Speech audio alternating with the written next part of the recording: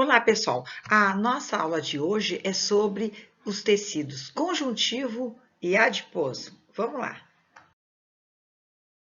Quando a gente fala em tecido conjuntivo, a gente não consegue lembrar como é que ele seria, não é? Sabe por quê? Porque o tecido conjuntivo, se nós fôssemos uma torta, seria exatamente o pão de ló, ou seja, aquele tecido que vai preencher vários espaços vazios do nosso corpo e vai estar em todo o nosso corpo sem se fazer notar tanto assim. Então, na realidade, o tecido conjuntivo tem diversas funções. Ele serve para sustentar as partes moles do nosso corpo, para preencher espaços vazios, para dar passagem a vasos sanguíneos, linfáticos e nervos. Também tem um papel muito importante na difusão de gases, nutrientes e metabólicos e está associado à defesa do organismo. Quando a gente sofre uma lesão, por exemplo, um corte ou mesmo uma infecção bacteriana, praticamente a nossa resposta inflamatória vai ocorrer fundamentalmente ali, no tecido conjuntivo. Em termos embriológicos, o tecido conjuntivo ele vai derivar das células mesenquimais formadas pela camada mesodérmica, ok? Que também dá origem a outros tecidos especializados do nosso corpo, como os osteócitos, os condrócitos, os miócitos e até mesmo os adipócitos. O tecido conjuntivo propriamente dito, ele vai então se originar dessas células formando o que a gente chama de estroma. Ao contrário do que se possa pensar, o tecido conjuntivo tem diferenças. Então, nós encontramos no nosso corpo o tecido conjuntivo frouxo, o tecido conjuntivo denso e irregular e o tecido conjuntivo regular. Uma espécie diferenciada de tecido conjuntivo, porque ele guarda especificidades, mas também similaridades com esse padrão histológico, é o tecido adiposo. Por isso que geralmente a gente estuda tecido conjuntivo propriamente dito e tecido adiposo conjuntamente. Ok, agora nós estamos prontos para comentarmos a respeito das principais características do tecido conjuntivo propriamente dito. Olhem aqui do meu lado esquerdo está um padrão histológico do meu tecido conjuntivo e também um esquema muito importante que mostra as principais estruturas desse tecido. Ao contrário do tecido epitelial, que quase não tem matriz extracelular, o tecido conjuntivo é muito rico na matriz extracelular, não é? E essa matriz ela é formada, assim como outras substâncias e outras moléculas, como o colágeno, a partir da síntese feita pelas células especiais chamadas de fibroblastos. Os fibroblastos, então, eles vão produzir fibras colágenas, fibras elásticas e também a substância fundamental amorfa, que parece uma gelatina, um colóide, onde ficam imersas todas essas estruturas. Além dos fibroblastos, o tecido conjuntivo contém células do nosso sistema imunológico. É isso mesmo, como é o caso dos macrófagos e dos mastócitos. Por isso que eu falei para vocês que o tecido conjuntivo está muito associado com a nossa função imune, principalmente resposta inflamatória. Nesse esquema aqui, eu mostro uma célula, um fibroblasto e a sua estrutura mais geral. Como vocês podem ver, ele é uma célula comum, mas ele vai ter uma forma estrelada, não é? Porque ele contém fibrilas colágenas que espicham ele lá dentro da matriz extracelular. E, de restante, ele tem as mesmas organelas que a gente encontra na maioria das células.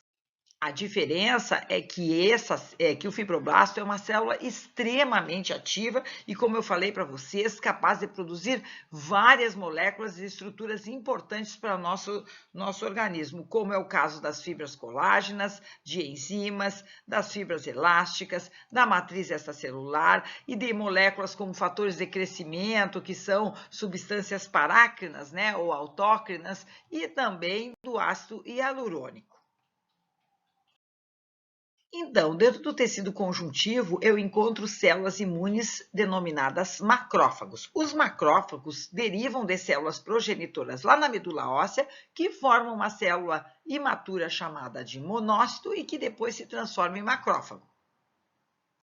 Então, como eu falei para vocês, os macrófagos eles são formados a partir de células progenitoras que estão lá dentro da medula óssea vermelha e que se transformam em monócitos que vão circular no sangue por alguns dias. Se caso houver algum tipo de infecção, então esses monócitos vão se transformar em macrófagos para desencadear a resposta inflamatória, não é?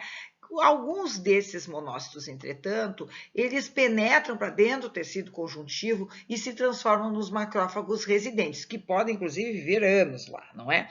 Logo que começou a ser estudada os diferentes aspectos da histologia dos diferentes órgãos, algumas células foram consideradas serem diferenciadas e que depois se viu que, na realidade, eram macrófagos. E é por isso que elas acabaram ficando com nomes diferentes também conforme o tipo de órgão que elas habitam. Então, esse é o caso dos macrófagos que vivem no fígado, que são também conhecidos como células de Kampfer, dos osteoclastos, que estão no tecido ósseo, que depois a gente vai estudar como é que eles funcionam, e da micróglia, que está lá dentro do cérebro. Todos esses aí são macrófagos na realidade, ok? Por que é importante os macrófagos estarem presentes no tecido conjuntivo? Porque geralmente, quando acontece, por exemplo, um corte no nosso dedo, que a gente vai entrar em contato com uma grande quantidade de micro-organismos, essas células estarão lá para desencadear a nossa primeira resposta imunológica, para não deixar que esses micro-organismos penetrem dentro do nosso corpo e causem uma infecção. Assim, os macrófagos, inicialmente, eles começam a fagocitar essas bactérias, ou seja, eles começam a engolfar elas e, através de bombas, verdadeiras bombas de radicais livres, eles matam essas bactérias, ao mesmo tempo que eles emitem sinais para outras células do nosso sistema imunológico que estão lá no sangue para vir para esse local para debelar a infecção, a inflamação. Quando acontece, então, uma invasão bacteriana, outras células do nosso sangue vão ser recrutadas para aquele local para combater essa infecção. E lá no nosso tecido conjuntivo também eu posso ter um outro tipo especial de célula do sistema imune chamada de plasmócitos, que se originam dos linfócitos B, que também começaram a se diferenciar lá na medula óssea vermelha.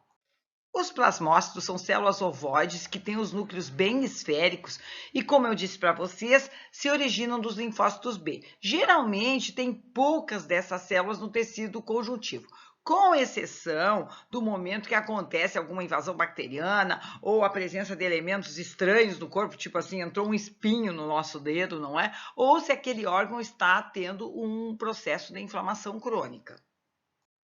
Além dos macrófagos e dos plasmócitos, a gente pode também encontrar um outro tipo de célula do sistema imune lá dentro do tecido conjuntivo chamado de mastócitos. Essas células são grandes, globosas e não vão possuir prolongamentos como a gente encontra nos fibroblastos. E elas vão ter um núcleo bem esférico e global, não é? E tem um papel muito importante nas reações imunológicas, mas não só na inflamação, mas também nas reações alérgicas do nosso corpo, não é? Eles vão estar presentes principalmente no tecido conjuntivo da pele e da cavidade peritoneal, não é? Dentro da nossa barriga, e também nas mucosas dos intestinos e dos pulmões. E eles contêm uma grande quantidade de uma molécula chamada histamina, que está relacionada diretamente com a alergia. Mas o que faz, então, a histamina? Então, os mastócitos produzem histamina, que vai causar uma vasodilatação no tecido, ou seja, os vasos sanguíneos vão dilatar e maior quantidade de substâncias vai acabar passando, incluindo nutrientes e gases, entre esses vasos e o tecido conjuntivo, não é? Então, o mastócito, na presença de um elemento alérgico, por exemplo, um alergeno, do antígeno, como a gente chama, como, por exemplo, um pó, esse elemento alérgico, ele se liga em receptores dessas células e faz com que esses mastócitos, então, liberem a histamina, causando a vasodilatação. Então, vamos falar um pouquinho sobre os aspectos clínicos do tecido conjuntivo, falando das reações de sensibilidade imediata, né? Que a gente vê com espirro, com rinite e outras coisitas mais.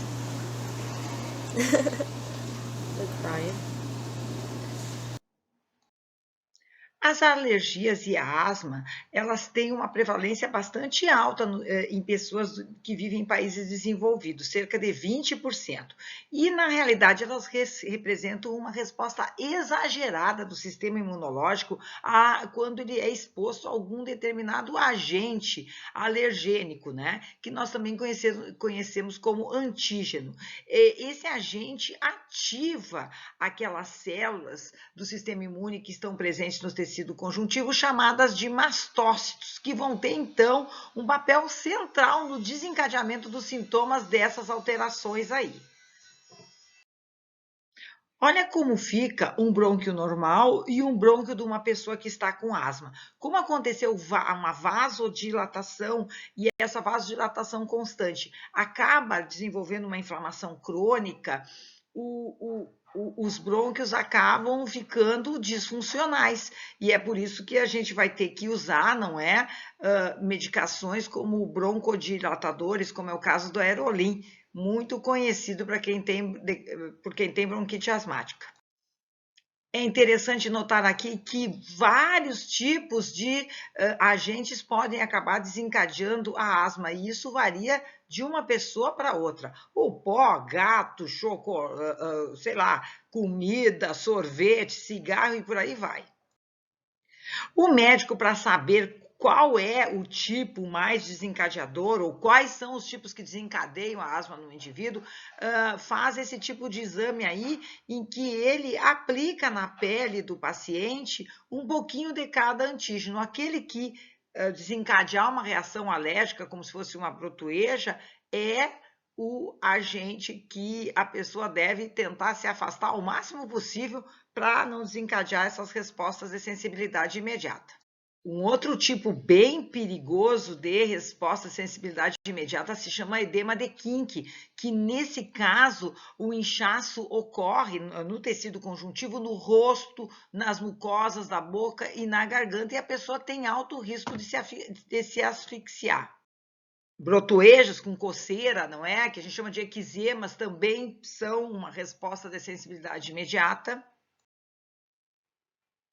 E é claro que o choque anafilático. Essa é uma reação alérgica tão aguda, geralmente desencadeada quando o indivíduo já se expôs 2 ou 3 vezes a um determinado antígeno, e que pode ser potencialmente fatal, porque acontece um derrame muito grande de histamina, não só pelos mastócitos, mas também pelos basófilos, que são células que estão lá no sangue, que a gente vai estudar posteriormente. E isso pode levar, então, à perda da consciência, urticária, edema de língua e edema de glote.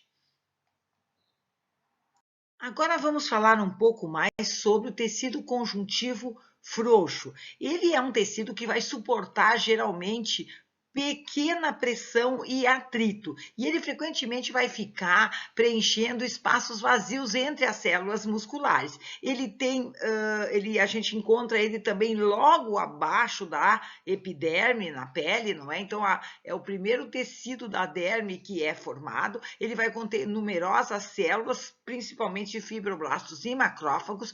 É rico em fibras colágenas elásticas que estão arranjadas ao acaso, e também tem muita substância fundamental amorfa, né? E neste caso, ele é um tecido relativamente flexível, bem vascularizado, ainda que seja pouco resistente. Eu coloquei esse slide aqui da histologia da pele só para lembrar aí, ó, a derme com seu tecido conjuntivo frouxo, né, formando as papilas conjuntivas que estão em contato com o epiderme via a lâmina ou membrana basal. Aqui também eu apresento para vocês uma figura histológica um pouco mais aumentada, não é? Destacando, então, as fibras e os fibroblastos que se dispõem no tecido conjuntivo frouxo que a gente encontra logo abaixo da epiderme. Vamos falar agora um pouco sobre o tecido conjuntivo denso. Ele é adaptado a oferecer maior resistência aos tecidos e está localizado, então, em locais do corpo que sofrem maior pressão, não é? Ele vai possuir maior quantidade de fibras colágenas do que a gente encontra no tecido conjuntivo frouxo. E como ele tem muita fibra colágena, ele é menos flexível e também ele vai ter menos matriz extracelular. Quando as fibras desse tecido formam um feixe bem organizado, a gente chama ele de tecido conjuntivo modelado. Agora, caso as fibras estejam dispostas ao acaso, ele passa a se chamar tecido conjuntivo não modelado, que a gente já vai ver. Por ser um tecido muito rico em fibras colágenas, a sua coloração a fresco, quando a gente faz alguma análise anatômica, é esbranquiçada. Dá uma olhadinha aí nessa imagem histológica de como é que se apresenta o tecido conjuntivo denso não modelado.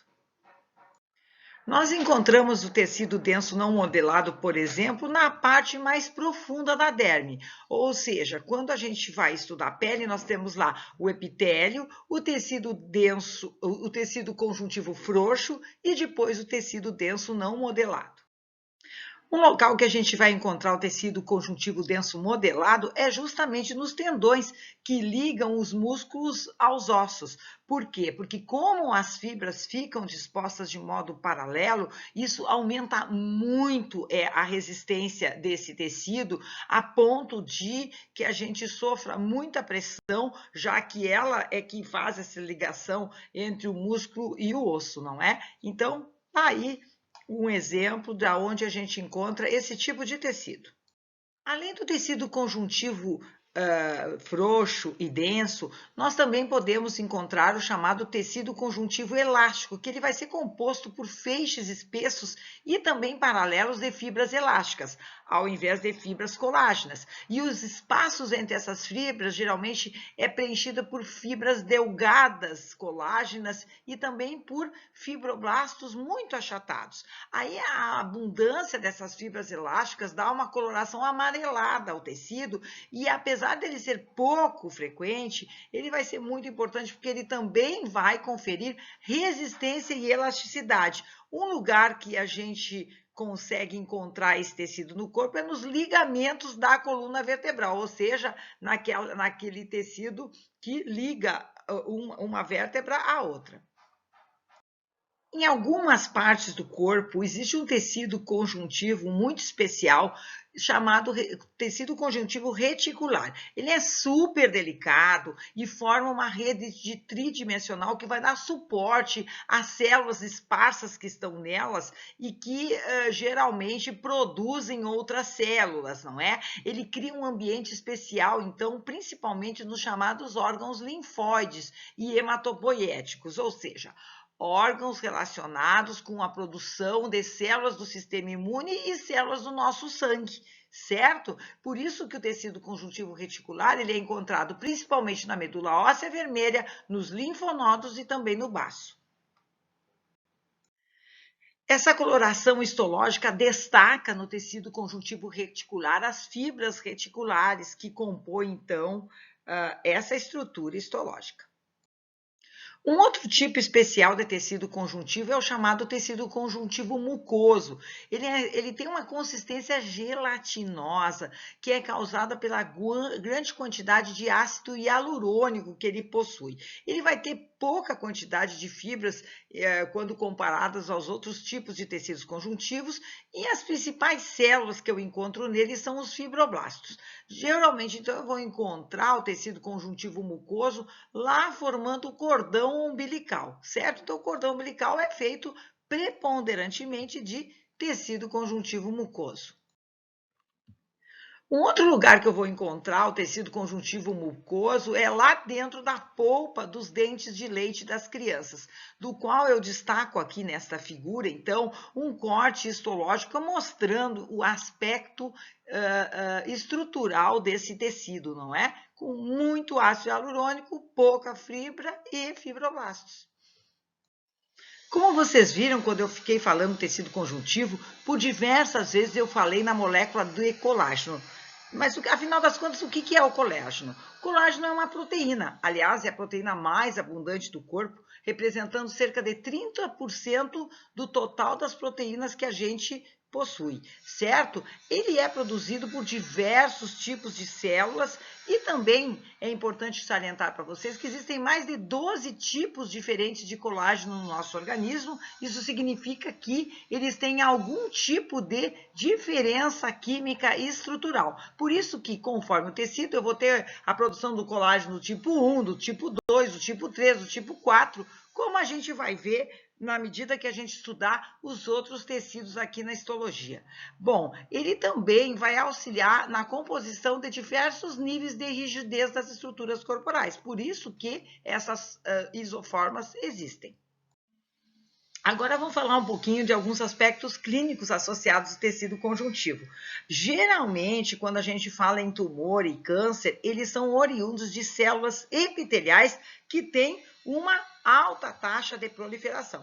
Entretanto, em algumas situações, também a gente pode ter tumores do tecido conjuntivo, que geralmente são loco-regionais e não são malignos, ou seja, eles não se espalham pelo corpo. Esse é o caso, por exemplo, de um tumor desmoide, que eu mostro aqui nesta figura enorme, não é? Tinha mais de 10 centímetros de diâmetro e que foi encontrado justamente na parede abdominal de uma mulher que estava grávida, né? E aí, na hora que fizeram a ecografia, encontraram lá esse baita tumorzão. Olhem só essa microfotografia histológica desse tumor desmoide. Mudou completamente, né, a aparência da estrutura desse tecido conjuntivo. As células aqui elas são mais fusiformes e a disposição das fibras está completamente diferenciada quando comparada com o tecido original.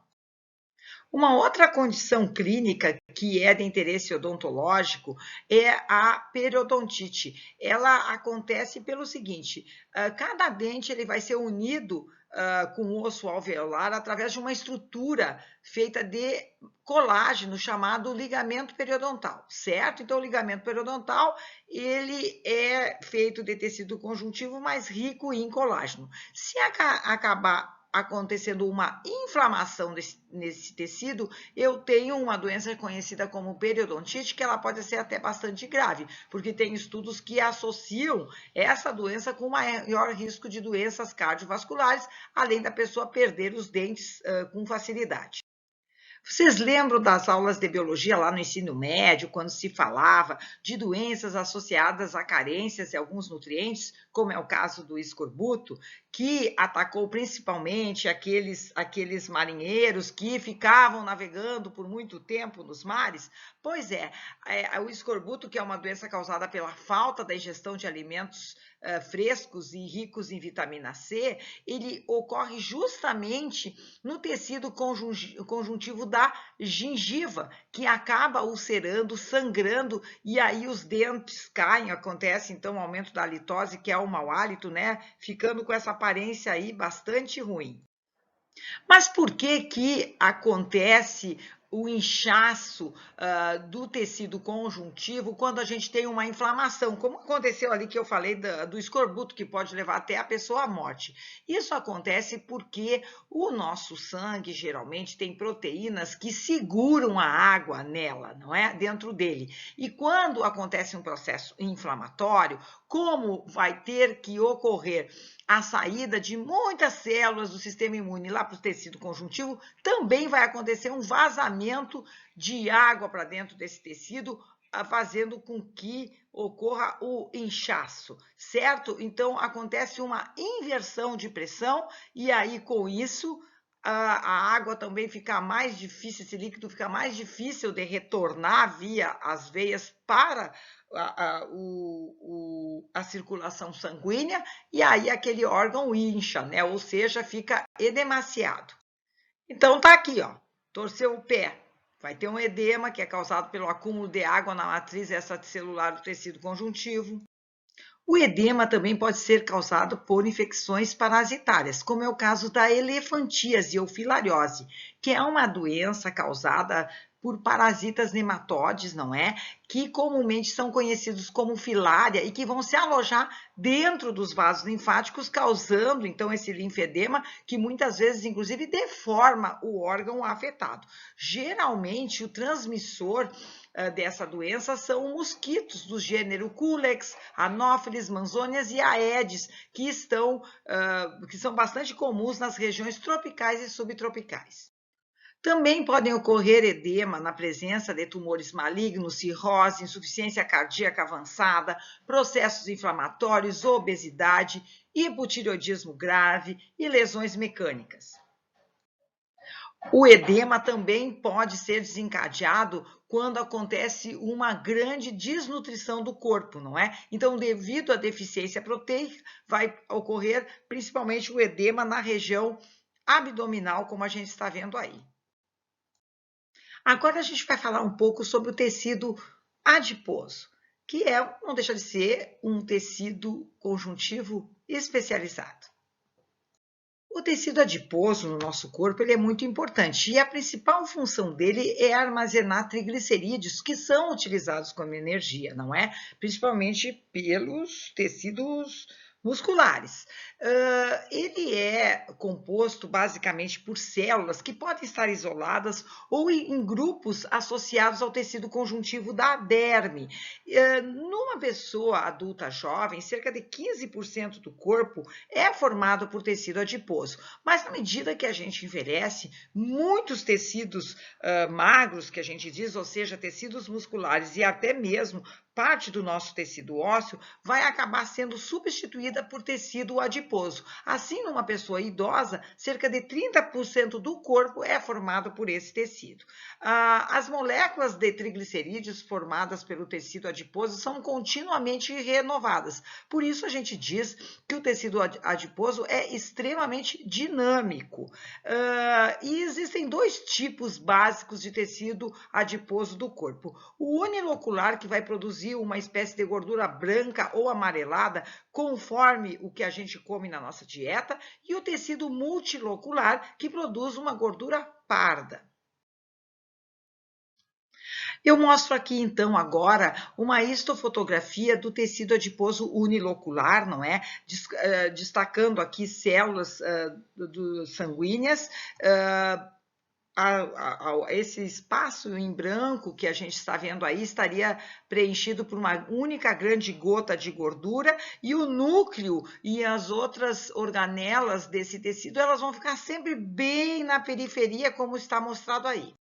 Então, o tecido unilocular ele vai conter só uma grande gota de gordura no seu citoplasma, a coloração ela vai ser branca ou amarelada conforme a dieta, quanto mais a gente come cenoura, vegetais ricos em carotenoides, mais amarela essa gordura vai ficar. A gente chama as estruturas formadas, esses grupos celulares formados pelo tecido unilocular de panículo adiposo, aquela parte da gordura que está debaixo da nossa pele, da nossa derme, e ela pode estar estruturada sob forma isolada de células que são esféricas ou em grupos, formando então células mais poliédricas, que nem eu mostrei.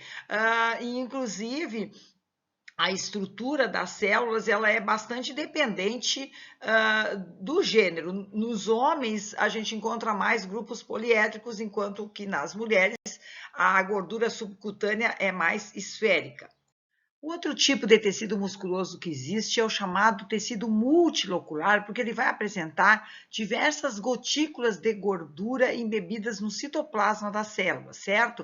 Ele também é conhecido como tecido adiposo pardo.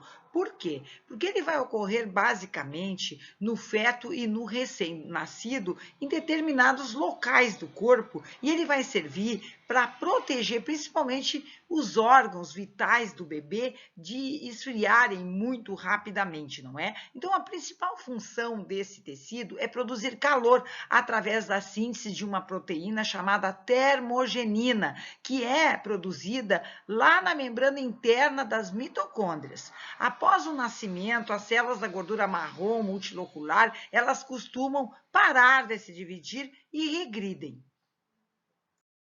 Então, aqui eu mostro um corte histológico indicando a presença de gordura marrom ou multilocular no tecido. Dentro dos aspectos clínicos associados ao tecido adiposo, eu escolhi para apresentar para vocês, falar sobre uma disfunção chamada edematose fibroesclerótica ou paniculopatia, mais conhecido por todos como celulite, o terror das mulheres. Quando o excesso de peso ou sedentarismo gera um aumento no volume da gordura no organismo, essa gordura resulta em uma compressão das células nervosas, dos vasos linfáticos e vasos sanguíneos, gerando um acúmulo de líquido. Com isso, diminui a circulação local, levando menos nutrientes e oxigênio para os tecidos. Para tentar deter esse edema e dar suporte às células de gordura, o organismo manda fibras colágenas, que acabam formando nódulos, dando origem, assim, à famosa celulite. Existem 3 níveis de intensidade. Leve, onde a celulite é visível somente na contração do local. Moderada, onde já se pode ver furinhos sem a compressão, mas quando comprimidos ficam mais visíveis. E grave, quando já se vê nódulos em qualquer posição, seja deitada ou de pé, além de provocar dor.